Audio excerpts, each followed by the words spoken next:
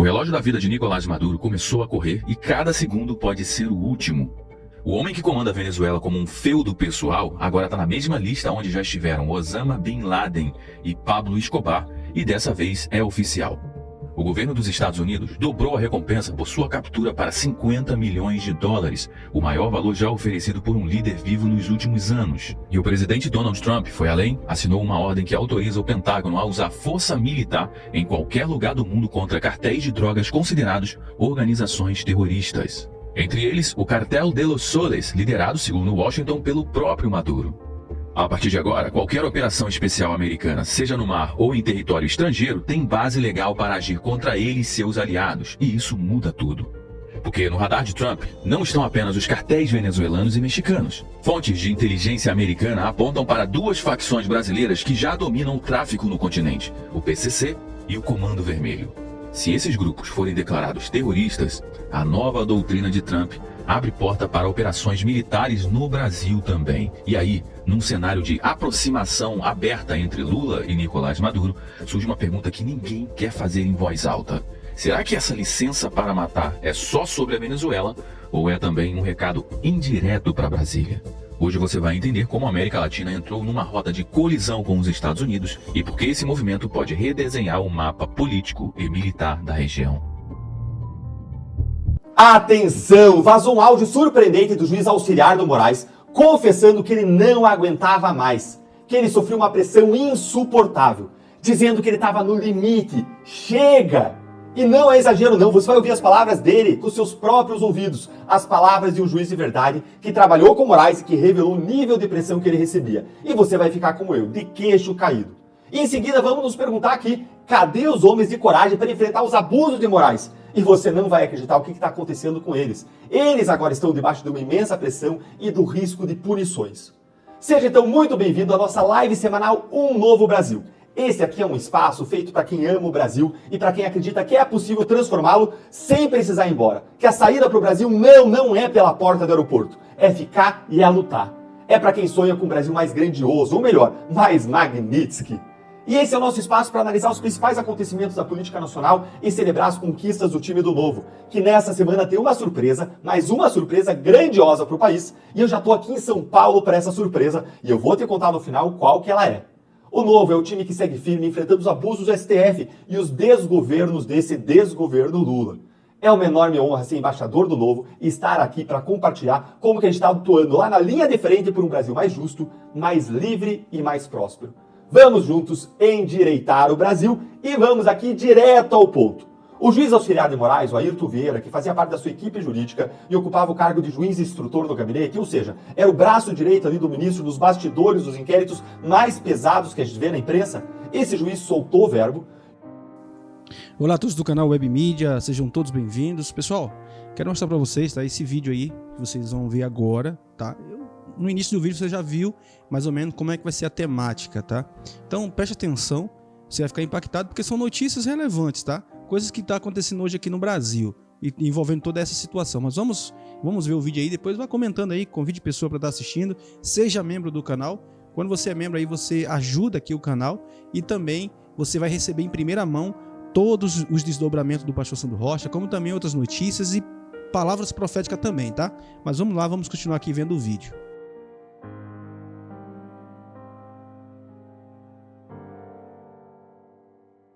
Então é isso aí, pessoal, agradeço a vocês por ter ficado até o finalzinho, peço a vocês que deixem seu like, compartilhe, convide mais uma pessoa para estar aqui assistindo o nosso conteúdo, tá bom? Fiquem todos com Deus, em nome de Jesus, até um próximo vídeo, assim se Deus permitir. Que Deus continue abençoando a sua casa, a sua família, em nome de Jesus. Abertos, porque essa semana, segundo fontes espirituais, né, vai ser impagável essa semana, tá? Impagável. Essa semana aí vai ser impagável. Tá ok, irmão? Vamos pra frente. Deixa eu trazer as notícias pra vocês. Valéria Freitas, olá, pastor. Manda um abraço pro meu filho Vicente Teixeira, de 7 anos. Ele adora o Senhor. O sonho dele é conhecê-lo pessoalmente. Obrigado, Valéria. Vicente, vaso. Deus abençoe, viu? Beijo hétero pra você e do pastor. Obrigado. Gazeta Brasil, dá uma olhada nessa história aí, irmão. A pedido do Lewandowski, Polícia Federal abre inquérito para investigar Bolsonaro por suposto crime contra a honra de Lula em mensagem no WhatsApp, que antigamente era privado, né? Gazeta do Povo. assessor de Trump, detido no Brasil por Moraes, diz que não vai descansar até que Bolsonaro esteja livre. Ivan Kleber, oi Ivan, Deus abençoe, um beijo hétero querido. É provável que os Estados Unidos intensifiquem uma disputa com o Brasil sobre o destino do aliado de Donald Trump, Jair Bolsonaro, impondo novas sanções aos juízes que se recusam a terminar seu julgamento por acusações de golpe. De acordo com o filho do ex-presidente, Eduardo Bolsonaro, diz matéria do Financial Times. É, isso aí. Sirlei Rodrigues, obrigado, Deus abençoe. Gazeta do Povo. Brasil vive golpe de estado, entre aspas, do STF, liderado por Moraes, diz Washington Post Jornal. Ivan Kleber, de novo, ele tá vindo aí, ó. Brasil, é Wall Street, no Washington Post é Wall Street, ó. Brasil, Estados Unidos, um golpe de estado da Suprema Corte no Brasil, diz o título de um artigo de opinião publicado no Wall Street Journal no dia 11 de agosto de 2025, nos Estados Unidos, vocês já sabem. Chácara do Nando, aluguel para fins de semana e temporada encharqueada, São Paulo. Obrigado, Nando, Deus abençoe. Folha de São Paulo, olha isso. Sanção de Trump extrapola Moraes e coloca a STF sob pressão inédita. O Globo. Ministros do STF estão apavorados com lei Magnitsky, diz político com acesso direto. Quem está contando é o Lauro Jardim, tá? Conexão política. Ministros do STF se reúnem com banqueiros para entender alcance dos impactos da lei Magnitsky e sanções de Trump. Luísa Lemes, obrigado. Malu Gaspar. O que ministros do Supremo ouviram dos banqueiros em reunião tensa sobre crise com Trump? Não sei também, você sabe. Poder 360, dá uma olhada. STF precisa achar novo jeito de pagar ministro Moraes, diz advogado. Advogado especializado em casos de lei Magnitsky. Avalia que poucas empresas financeiras assumiriam o risco de continuarem a atender o ministro. Paulo de Tarso, dá uma olhada. O ex-assessor do ministro Moraes tem as imagens do dia 8/1 e as apresentará para provar quem são os verdadeiros golpistas. Irmão, tá na CNN essa notícia aí, ó, na Band News. Essa notícia aí, ó. Ai, vamos lá. Space Liberdade. Meu Deus, tá pegando fogo o negócio, hein? Essa semana será pautado o fim do foro privilegiado e a anistia dos presos do dia 8, segundo deputados da oposição. Quem viver verá, né? Vamos esperar para ver se vai rolar. Não sei, né? Não sei. Vamos lá. Meio independente. Alcolumbre passa a ser alvo prioritário da Magnitsky por colaborar com abusos de Alexandre. Conexão política. Ex-secretário dos Estados Unidos acusa Grupo Globo de inflar números da Covid no Brasil para atingir Bolsonaro e minar popularidade do governo durante a pandemia. Ô Bonner, você vai se ferrar. Jaqueline Loyola, olha aí. A Globo precisa ser responsabilizada por todo o mal que ela fez. Fizeram na Europa, verdadeiro terrorismo. Clínica Dr. Bernardo Rockman, todas as abelhinhas antenadas no pastor, time especializado em todos os tipos de cicatrizes em São Paulo. Obrigado, galera. Dr. Bernardo, Deus abençoe. Space Liberdade.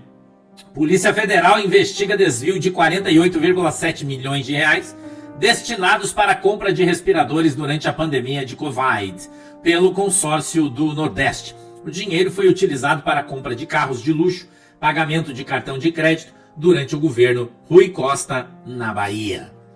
Brasil 247, que dá 13, você sabe já, né?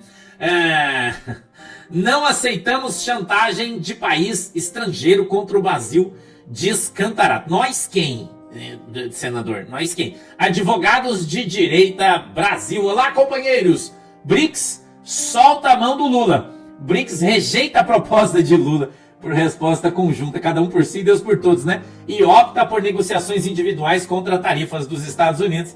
E esse imbecil vai deixar o Brasil no mato. Hoje pelo mundo, olha aí. Pela primeira vez, Pacaraima, agora.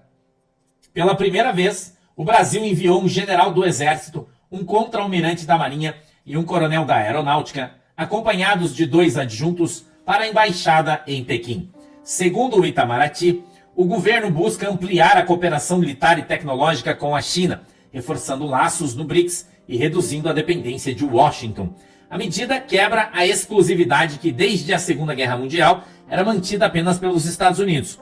O custo por oficial pode ultrapassar R$300 mil. Não vamos usar o dólar em nossos negócios com a China, diz CEO da Chili Beans. A guerra comercial entre os Estados Unidos e a China fez com que a empresa de Caíto Maia apostasse pela primeira vez em pagar seus fornecedores chineses em renminbi. É isso que está escrito? Sei lá, está estranho, entrega a estratégia. Não sei o que é renminbi, sabe o que é? Não sei, ficha de Coca-Cola, será? Não sei, né? Não sei o que é isso, mas eu também não sei, né? Como é estranho isso aí. Ivan Kleber, oi querido! O presidente Donald Trump sugeriu nessa segunda-feira, hoje, dia 11, que a China aumentasse suas compras de soja americana, definindo a medida como uma forma de resolver o déficit comercial da China com... E o Brasil pode agora conferir, porque o áudio vazou nesse segundo episódio da Vaza Toga. Ouve aqui agora comigo, ó. Acompanha aí que é surreal. Bom dia, Eduardo, tudo bem? Olha, realmente a coisa está feia, viu? Eu não estou aguentando mais em termos físicos, psicológicos, emocionais. Eu não consigo dormir sossegado, eu não tenho tranquilidade. Eu estou perdendo completamente a rigidez mental, o pouco que eu ainda tinha, viu?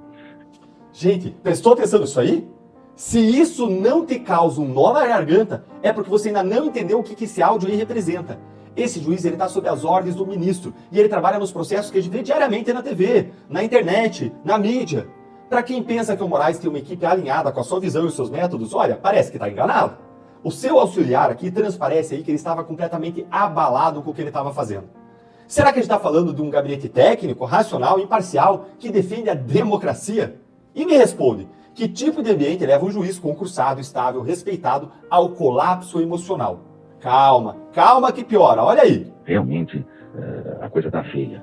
E o que você disse aí, realmente, porra, até depois em questões de audiência de custódia, sabe, ele vem dando palpite, espera um pouco, né? Olha, eu não sei como vai evoluir isso, honestamente falando, mas eu sei que eu já cheguei ao meu limite. Aliás, já ultrapassei o meu limite faz tempo. E é que agora eu estou numa situação, né? Eu havia pensado, já tinha decidido antecipar a minha passagem, né? Falei, bom, agora que a temperatura vai diminuir, etc, etc. Só que voltou a subir de uma forma exponencial. E agora eu fico constrangido de antecipar qualquer coisa, porque passaria a impressão de que eu estaria saindo, pulando do barco justamente no momento, talvez, de maior tempestade. Isso eu acho desagradável, eu não faria, né? Deixando o caso do ministro na mão. Mas está muito, muito, muito difícil. Minha família está sendo extremamente prejudicada. E toda essa situação, além de tudo, né, do trabalho. Porque se a situação do trabalho fosse boa, tudo bem. Mas essa situação, sabe, pressão para tudo quanto é lado, cobrança, o que a gente fala não tem crédito, tudo para anteontem. Estamos cercados também de gente que, como você escreveu aí em cima, sabe? Então é muito difícil, muito difícil. Ouviram? Olha, é muita coisa aí. Ele diz que o ministro interfere até onde não devia, como nas audiências de custódia. Se fosse interferir para fazer a lei valer, aí não era interferência, né? Aí o juiz ia até agradecer para Alexandre de Moraes. Por que o juiz está passado, indignado, reclamando aí com essa interferência? Com ele metendo ali o bedelho dele. Você consegue entender isso? O Moraes estava dando palpite, direcionando a seu gosto a atuação do juiz, até em audiências em que deveria ter aí uma atuação técnica. Fica claro que o ministro queria controlar tudo, cada detalhe, cada vírgula, cada decisão, tudo de acordo com a sua imperial vontade. Pelo jeito, o juiz percebeu que trabalhava em um espaço tomado por obsessão, por paranoia, por sede de controle e por perseguição ideológica. Sabe o que é isso? Isso aí tem nome, gente, é uma outra expressão de autoritarismo. Para fora do STF e para dentro. Ninguém quer ficar num ambiente sufocante. A gente não está falando de um lugar com muito trabalho. O juiz nem reclama disso, mas da pressão indevida. E onde que está o STF para defender o colaborador seu, hein? Onde que está a grande imprensa para dar destaque a isso? O STF, que deveria ser um ambiente de equilíbrio, ponderação, garantias constitucionais, virou esse local que adoece as pessoas. Um moedor de carnes, um trator que ia atropelando tudo e todos, como mostrou não só esse áudio aí do Ayrton, mas o próprio Tagliaferro. E se você acha que é exagero, eu convido você a refletir. Se um juiz com estabilidade, salário alto, foro privilegiado, segurança institucional, vitaliciedade, não consegue dormir à noite por causa da pressão interna, o que pode acontecer com um cidadão comum, acusado, perseguido, cercado nesses mesmos inquéritos injustamente, investigado, preso por meses e meses sem uma acusação criminal, preso indevidamente, com suas redes sociais derrubadas? E aí eu te pergunto, cadê os homens de coragem nesse país para enfrentar esses problemas? Cadê os parlamentares que vão para o enfrentamento? Cadê? Aqueles que sentam na cadeira e dizem, chega de submissão. Pois eu mostro para você um Marcel Van Hatten. Esse homem é um leão. Antes de eu te mostrar o que ele fez, eu vou pedir para você curtir o nosso vídeo e seguir o nosso canal para nossa mensagem e time aumentarem cada vez mais. Na semana passada, o Marcel ele tomou a presidência da Câmara ali por alguns minutos, a cadeira da secretaria, junto com a cadeira da presidência, pelo Polon, foi tomado por outro parlamentar, impedindo o início dos trabalhos com uma forma de protesto pela falta da votação da anistia a Bolsonaro e aos presos políticos 8 de janeiro. Já tem apoio para votar, mas o presidente, Hugo Motta, não colocou em votação. E sabe o que aconteceu? Agora o Hugo Motta pode até suspender o mandato do Marcel Van Hatten, junto com o mandato de outros parlamentares da direita, e agora eles estão debaixo de uma imensa pressão e de riscos. Confere aqui comigo, ó. Olha isso aqui. Motim na Câmara. Corregedoria recebe pedido de punições contra deputados e tem 48 horas para se manifestar. Corregedor Diego Coronel espera apresentar à cúpula da Casa até a próxima quarta-feira os pareceres e processos disciplinares contra os parlamentares que bloquearam os trabalhos da Casa. 14 deputados estão na mira, mas a lista pode aumentar. Na semana passada, Coronel já tinha dito ao G1 que pretende se reunir com o presidente da Câmara, Hugo Motta, para tratar das denúncias. As conclusões do Coronel são submetidas à mesa diretora, formada por Motta e mais 6 deputados, a quem cabe recomendar formalmente a suspensão imediata de um parlamentar. Gente, representações, pedidos e punições acontecem toda hora lá na Câmara. O problema é quando o presidente da casa, que tem muito poder, que pode direcionar para que uma punição aconteça, quando ele quer punir. E essa é, infelizmente, a situação atual. Olha aqui, primeiro aconteceu isso aí, ó. Hugo Motta é aconselhado a suspender Van Hatten após impedir o presidente da Câmara de sentar na cadeira. Medida vista como importante para a demonstração de poder do comandante da Câmara.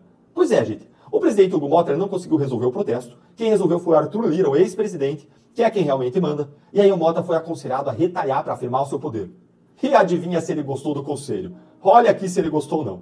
Motta ameaça suspender por 6 meses bolsonaristas que mantiverem motim na Câmara. Deputados tomaram mesa da casa em protesto contra a prisão de Bolsonaro. É isso, gente. A esquerda e o Motta, que aliás estavam ali, ó, juntinhos, olha aí, para comemorar o aniversário de quem? Do mensaleiro José Dirceu. Olha aí os dois juntinhos, ó. O Motta e o José Dirceu, juntinhos. Tinha até o deputado do caso Dinheiro da Cueca. Agora eles querem tratar um ato de protesto legítimo como motim. Justamente a esquerda, que é quem mais faz balbúrdia. Eles querem agora, a esquerda, criminalizar a política, exatamente como o Moraes faz com a liberdade de expressão. E sabe o que isso significa? Que agora quem ousa reagir é silenciado. Que o poder legislativo está virando um puxadinho do STF. Que o medo virou método. Mas deixa eu te dizer uma coisa. O que o Marcel fez é legítimo. É resistência, é exercício do mandato parlamentar. Assim, por isso ficam ali, conversam, votam, ele pode ir lá, tá lá em cima, na parte de cima da mesa, não tem problema nenhum. Quem ocupa uma cadeira no Congresso tem a obrigação de ser voz da sociedade e não marionete do sistema. Por isso, eu sempre te convido a fazer parte também do nosso time do Partido Novo, um time que tem coragem para enfrentar os abusos dos donos do poder. Onde eu luto Marcel. E eu já vou te contar a surpresa que eu prometi, mas com você ao nosso lado, nós vamos lutar com ainda mais força.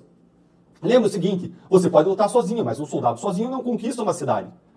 A gente sozinho pode pouco. A gente precisa estar junto no exército, especialmente quando a gente precisa conquistar, diga-se de passagem aí, viu, Alexandre Moraes? Conquistar democraticamente a cidade de Brasília. A gente precisa de um exército para isso. E para dar esse passo agora mesmo é simples. Basta você usar o QR Code aqui que eu estou jogando aqui na tela, ou você clicar no link da descrição da bio das minhas redes, ou acessar então diretamente deltandallagnol.com.br/novo para você se filiar. E ao se filiar, você se junta a uma comunidade engajada, determinada, ao lado do Marcel Van Hatten, Ricardo Salles, Eduardo Girão, gente que tem mostrado coragem e está realmente fazendo a diferença no Congresso. Vem então junto com a gente e, para terminar, eu quero fazer um convite especial que é o Encontro Nacional do Novo em 2025. Atenção que vai ser muito mais do que um grande evento. Vai ser a celebração de 10 anos de história do Novo, de luta por princípios, construção de uma nova política no Brasil, sem fisiologismo, sem corrupção, uma visão de direita, de liberdades, botar bandido na cadeia, combate à corrupção, combate aos abusos supremos, geração de emprego e renda. E a gente vai estar com as nossas maiores personalidades presentes, com uma série de palestras do tipo TED Talk de 12 minutos cada, sequenciais, e com uma surpresa especial. Agora sim a surpresa. Rufe os tambores aí, ó. E a surpresa é um lançamento nacional imperdível. Dá uma olhadinha aqui nesse lançamento nacional. Vai ser o evento de lançamento da pré-candidatura do nosso candidato a presidente, Romeu Zema. Depois de conversar e de ser incentivado por outros atores da direita, como Bolsonaro, Ratinho, Bolsonaro, a maior liderança da direita no país, a visão de todos é que está na hora de apresentar nomes que unam eleitores hoje, dos seus estados, e se unam entre si mais para frente com o objetivo de derrotar o PT. Zema era até 2018 um cara desconhecido. Ele nunca tinha disputado uma eleição, mas com o coração cheio de compaixão a ver o estado de Minas Gerais destruído pelo PT. O que ele fez? Ele enfrentou os poderosos e ele venceu. Romeu Zema assumiu o governo de Minas Gerais arrasado pela gestão petista. Colocou a casa em ordem, as contas saíram do vermelho, os servidores receberam seus salários em dia, os investimentos voltaram, junto com mais de 1 milhão de empregos que foram gerados. A redução da criminalidade violenta caiu pela metade. As primeiras posições no ranking de educação nacional foram alcançadas. E agora é a hora de ter compaixão por outro estado que vem sendo destruído pelo PT, que é o estado brasileiro. Em 2025, os brasileiros assistem indignados a um país que repete os seus erros. Que levou o nosso país ao buraco, as pessoas que levaram o nosso país ao buraco, estão de volta à cena do crime. O Brasil está quebrado, mesmo com impostos subindo o tempo todo. Vivemos o retorno da censura e da corrupção. O crime organizado cresce, a esperança encolhe. É hora de mudar de rumo. O que deu certo em Minas vai dar certo em todo o Brasil. Então eu espero você lá, nesse próximo sábado, na Anshan, aqui em São Paulo. E se você for, eu tenho certeza de que você vai sair com uma nova paixão. Uma paixão por um time de pessoas que é um time de cidadãos que querem mudar o Brasil. Você vai ter o seu patriotismo reforçado, porque é um time de pessoas apaixonadas pelo nosso país e que decidiram não desistir. As inscrições podem ser feitas no link que eu vou deixar aqui na descrição. E é isso aí, pessoal. Bom demais ter vocês aqui. Vamos juntos endireitar o Brasil. Um grande abraço e até o próximo vídeo. Nicolás Maduro não é apenas o sucessor de Hugo Chávez. Ele é, para os Estados Unidos, o símbolo vivo de um Estado transformado em organização criminosa. A acusação é séria e é direta. O Cartel de los Soles, formado pelos altos oficiais venezuelanos, teriam tomado o controle do país e usado a estrutura do Estado para traficar toneladas de cocaína para o México e de lá para os Estados Unidos. Essa narrativa não nasceu agora. Em 2020, ainda no governo Trump, o Departamento de Justiça dos Estados Unidos já havia acusado Maduro formalmente de narcoterrorismo. Mas a mudança que vemos hoje é muito mais profunda. Agora, existe a autorização militar formal para agir, e na doutrina americana, isso não é retórica, é sinal verde para operações letais.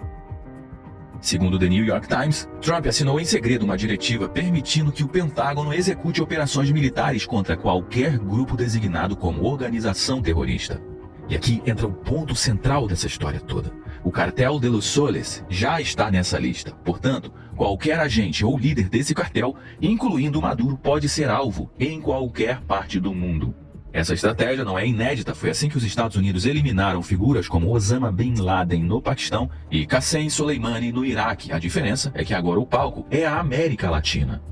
E no fim de 2024, Washington assinou um acordo com Trinidad e Tobago para o uso militar do seu território. Geograficamente, essa ilha fica a apenas 11 quilômetros da costa venezuelana, onde existe um porta-avião natural dos Estados Unidos, imóvel e com visão direta para Caracas. E isso obviamente não é coincidência, essa é uma base em um ponto estratégico perfeito para operações relâmpago na região.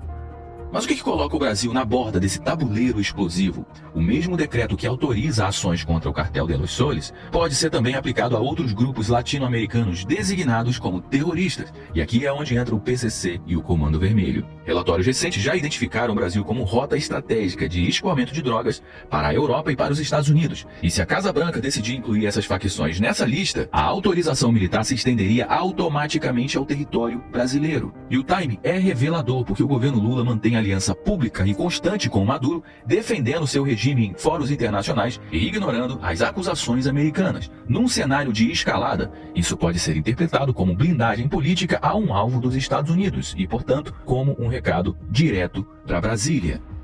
Nos anos 80 e 90, a política americana contra o narcotráfico seguia um roteiro simples e brutal. Identificar a liderança do cartel, rotulá-la como ameaça direta à segurança nacional e eliminar a cadeia de comando.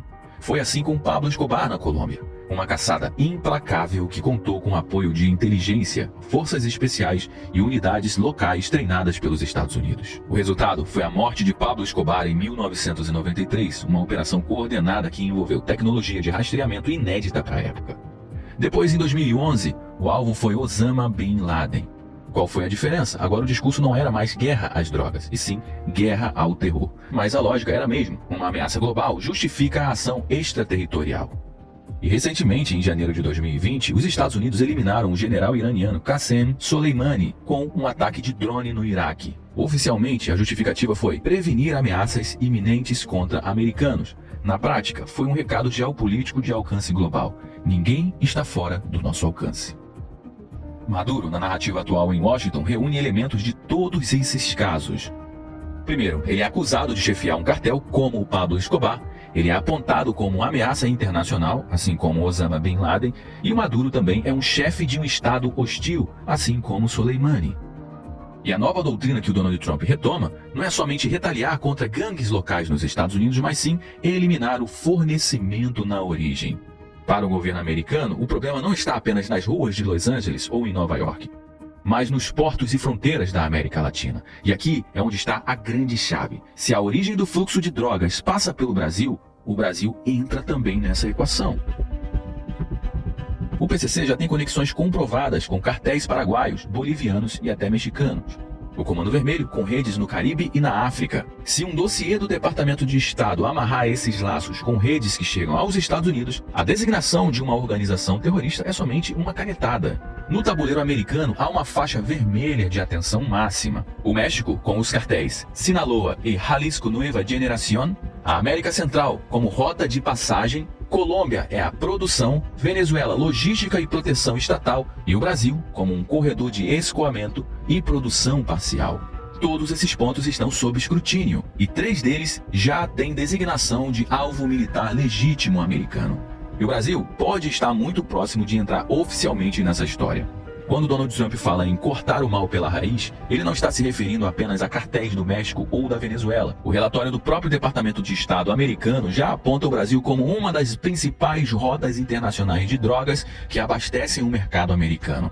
E aqui entra o detalhe que a imprensa brasileira prefere esconder. O PCC e o Comando Vermelho não são só problemas nossos. Essas facções estão ligadas diretamente a redes de distribuição que chegam até as ruas de Nova York, Los Angeles e Miami. Investigações do DEA, Departamento Antidrogas dos Estados Unidos, já comprovam que a cocaína e fentanil vendidos no varejo das gangues americanas têm origem em cadeias de fornecimentos que passam pelo Brasil. O PCC atua no fornecimento e transporte em parceria com o cartel de Sinaloa, um dos mais poderosos do México. O Comando Vermelho mantém conexões com redes colombianas e africanas que usam portos e aeroportos brasileiros para despachar carregamentos. Grande parte dessa droga vai para o México, onde ela é refinada ou misturada e depois cruza a fronteira para os Estados Unidos. Resultado, cada quilo que sai do Brasil pode render milhões de dólares no varejo americano e milhares de mortes por overdose. Para o Trump, esse não é somente um problema de combate ao crime, é uma questão de segurança nacional. O fentanil mata mais de 100 mil americanos por ano. E se a origem do fluxo passa pelo Brasil, o raciocínio da Casa Branca é simples. Se você não corta a rota, você não corta as mortes. Se o PCC e o CV forem designados como Foreign Terrorist Organization, FTO, o jogo muda completamente. Com autorização imediata para ações militares contra integrantes e infraestrutura dessas facções, inclusive fora dos Estados Unidos. Congelamento de ativos e sanções a qualquer empresa ou pessoa ligada a elas, possibilidade de operações especiais em território brasileiro, alegando defesa da segurança americana. E aqui é onde entra o recado diplomático. O Brasil não precisa estar em guerra com os Estados Unidos para sentir a pressão militar e econômica. Basta ser visto como parte do problema. E quando Donald Trump assina uma ordem autorizando o Pentágono a agir contra os cartéis latino-americanos, isso não é somente sobre o Maduro. É um recado claro para qualquer governo da região que feche os olhos, ou pior, estenda a mão para organizações que os Estados Unidos consideram como terroristas. E adivinha? O Brasil de Lula está no centro desse tabuleiro. Nos últimos meses, Brasília se aproximou ainda mais de Caracas, defendendo Maduro na ONU, chegando a acordos comerciais e ignorando denúncias internacionais contra o regime. Enquanto isso, as estatísticas de importações mostram que a China tem engolido o mercado brasileiro, comprando menos das nossas commodities e empurrando seus produtos baratos, que sufocam a indústria nacional. Tudo isso com apoio político do governo Lula, que vê Pequim como parceiro estratégico. Tudo bem, mas para Washington, isso soa como um alinhamento perigoso, porque o nosso país se tornou um Brasil amigo de Maduro, que lidera um cartel acusado de abastecer o narcotráfico que mata americanos, um Brasil próximo da China, principal rival geopolítico e comercial dos Estados Unidos, e um Brasil com facções como o PCC e o Comando Vermelho operando em rotas internacionais de drogas que já entraram nas estatísticas de segurança nacional americana. E se o Donald Trump avançar na designação do PCC e do Comando Vermelho como organizações terroristas estrangeiras, a relação Brasil-Estados Unidos pode entrar num ponto mais tenso desde a ditadura militar, e isso abriria caminho para sanções econômicas, para restrições comerciais e, no limite, para operações militares pontuais contra alvos em território brasileiro. Não seria uma invasão, mas ações cirúrgicas, e para a diplomacia brasileira, isso seria uma bomba atômica. O recado é simples: ou o Brasil se posiciona de uma forma clara contra o narcotráfico e rompe com regimes que sustentam esses cartéis, ou vai descobrir da pior forma, que na nova doutrina americana a fronteira deles não começa no Texas, começa em qualquer lugar onde a ameaça se forme. E nesse momento, olhando para o mapa e para as alianças políticas de Brasília, nós já estamos dentro desse radar.